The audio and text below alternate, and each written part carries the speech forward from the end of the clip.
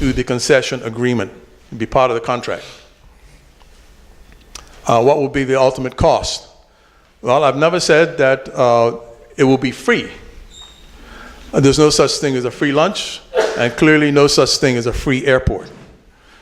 The revenues generated by this airport will support the repayment of the debt of the developer. So the developer, in this case, Aecon, will go out into debt markets and borrow this money. The reason that they will be able to borrow the money, because they will be able to show a financial model to lenders that the lenders can have confidence in that they'll get their money back. Details were still being worked out. Will the departure tax become earmarked for the airport? The answer is yes. That's part of the revenue. It's not all of the revenue, but it's part of the revenue. It's not being earmarked for the airport project yet, but it will be earmarked for the airport much closer to when construction starts. Won't this deplete the consolidated fund by removing one of its revenue sources? Somebody asked me that. The answer is very, very little, if at all, because not only are the revenues being removed from the government, but the expenses of running the airport will also be removed from the government. Currently, the two are almost equal, so the net effect on the consolidated fund is minimal. Do we need an entrustment letter from the UK? And I have to say that one of the reasons that this project has been delayed many months is because of this entrustment issue. The government's view is that CCC is a Canadian quango. It's not the Canadian government. Just like BLDC is a quango, just like Bermuda Housing Corporation is a quango, these are quangos, but they are not government itself.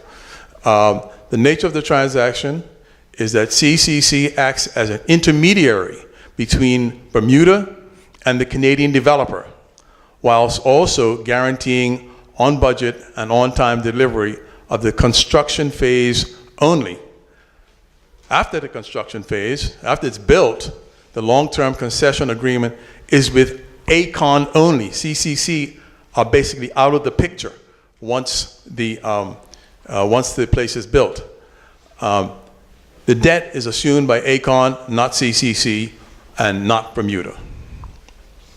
This is strictly a commercial transaction which Bermuda is already empowered to engage in our Constitution, and also our standard, if you like, entrustment letters that we receive from Her Majesty and government, and does not involve external relations for which the UK is responsible.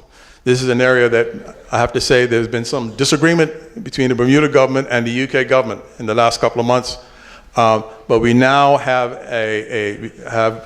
worked out a way forward so that we can put this matter to bed. So if you like, the controversy about the entrustment permission from the UK there's no longer a problem. We've agreed on a way forward so that we can proceed with this project.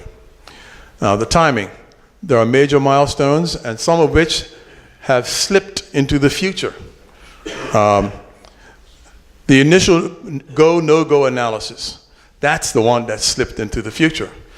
You may recall, originally I thought we could do that by December. We can't.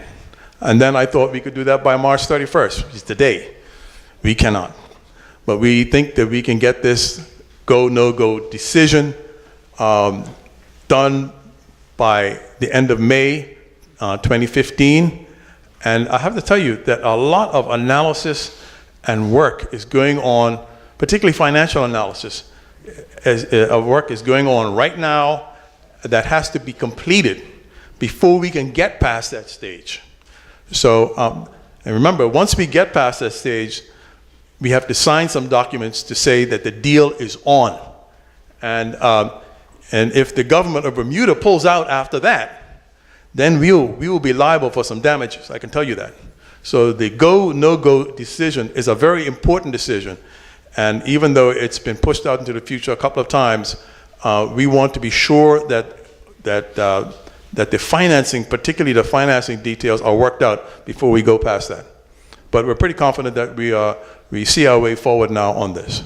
The financial model has been worked over many times, and we now, particularly myself, I'm now feeling a lot more confident that this is something that we really can do. Details of the project design, financing, costing, and concession contracts will be worked out after we get past the go, no-go decision, the next 12 months. And at the end of all of that, the final agreements will be signed. And we will be having many public meetings about this project between now and then. We want to keep public up to date on how this thing is progressing. And of course, after that, construction starts. We estimate the construction will take about 3.5 years. Unfortunately, this new airport will not be finished for the America's Cup, but this is a project that will have very, very long-term implications. So, and the terminal should be finished by 2019. So those are all my formal remarks, and we'd be happy to have your questions. Thank you very much.